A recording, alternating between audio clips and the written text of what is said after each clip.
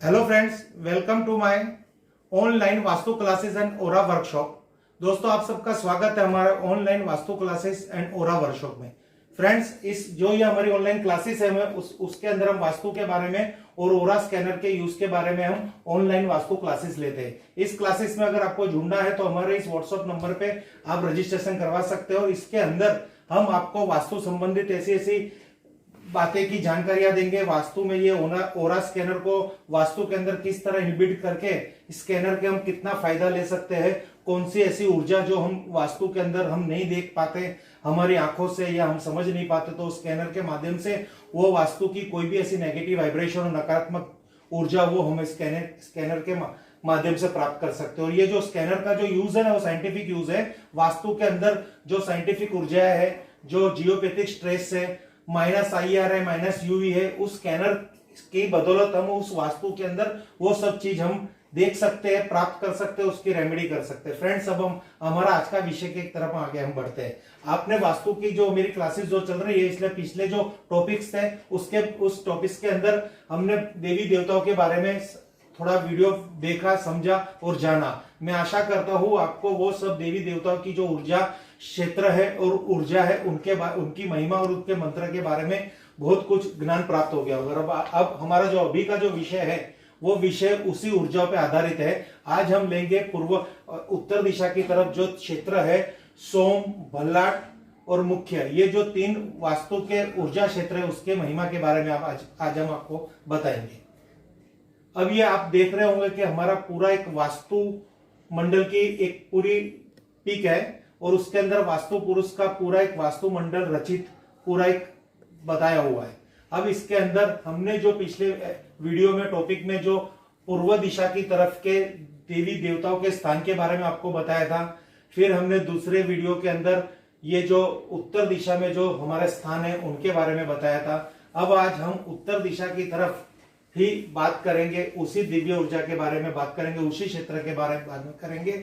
उत्तर दिशा में जो सोम ऊर्जा क्षेत्र है, सोमदेव का जो स्थान है, वो कितना पावरफुल होगा, कितना फायदेमंद है हमारे वास्तु के अंदर, आज हम उसको आपको बताते हैं। अगर यहाँ पे संतुलित ऊर्जा रहेगी तो कितने फायदे वास्तु के अंदर है, और यहाँ असंतुलन हो जाएगा तो कितने नुकसान वास्तु के अंदर होते हैं, उसके बारे में हम बताएंगे। अब हम आपको बताते हैं सोम ऊर्जा के बारे में। सोमदेव को कुबेर जी भी कहा गया है। ये संपन्नता, ऐश्वर्य, समृद्धि, बुद्धि देने वाली और रक्षा करने वाली ऊर्जा है। आकर्षण के गुण विद्यमान है और धन परिवर्तन के अवसर और बुद्धिजीवी, आयु, वीर्य और काम वर्धक शक्ति, इसकी जो डिटेल जो मैं आपको समझाना चाहता हूं, ये इसके गुण है, इसके कार्य है।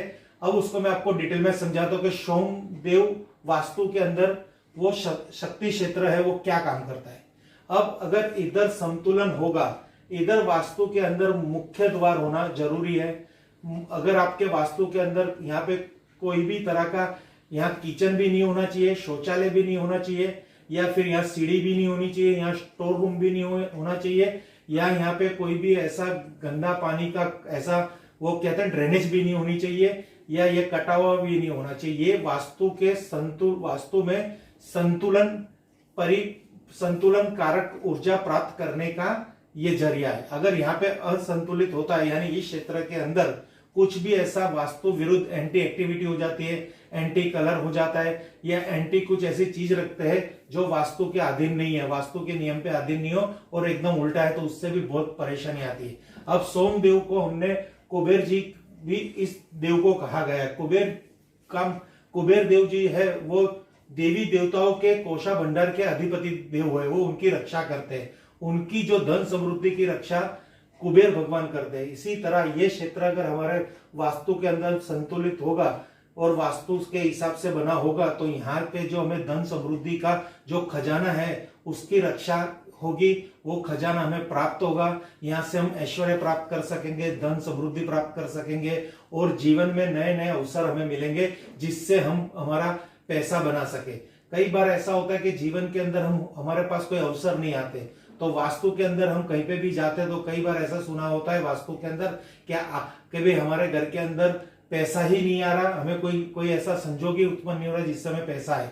तो तब देखना कि आप ब्रह्म स्थान से उत्तर दिशा की तरफ एग्जैक्ट देखोगे तो वहां पे जो ये क्षेत्र होगा वो क्षेत्र डिस्टर्ब होगा। ये क्षेत्र और ये क्षेत्र, ये दोनों क्षेत्र मिलके, ये दोनों ऊर्जा मिलके वहां पे पैसे आना अटका देंगे, पैसे नहीं आएंगे, उसके अवसर नहीं आएंगे और ऐश्वर्य नहीं मिलेगा। यहाँ पे आकर्षण की ऊर्जा भी रही है, यानी पति पत्नी के संबंध, यहाँ की अगर ऊर्जा अनबैलेंस होगी तो रिलेशन भी थोड़े बहुत डिस्टर्ब होंगे, सेक्सुअल रिलेशन डिस्टर्ब होंगे, वीर्य की कमी प्राप्त होगी और संभोग क्रिया में भी थोड़ा मंद आएगा, यानी वो दोनों पति पत्नी सुखी जीवन नहीं जी पाएंगे।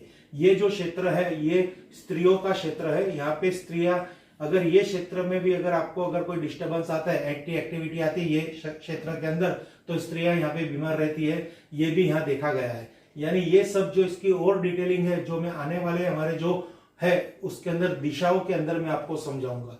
अब ये क्षेत्र में कभी अनबैलेंस होगा तो आपके घर के अंदर पैसा आना बंद हो जाएगा, जो मैंने आपको समझाया।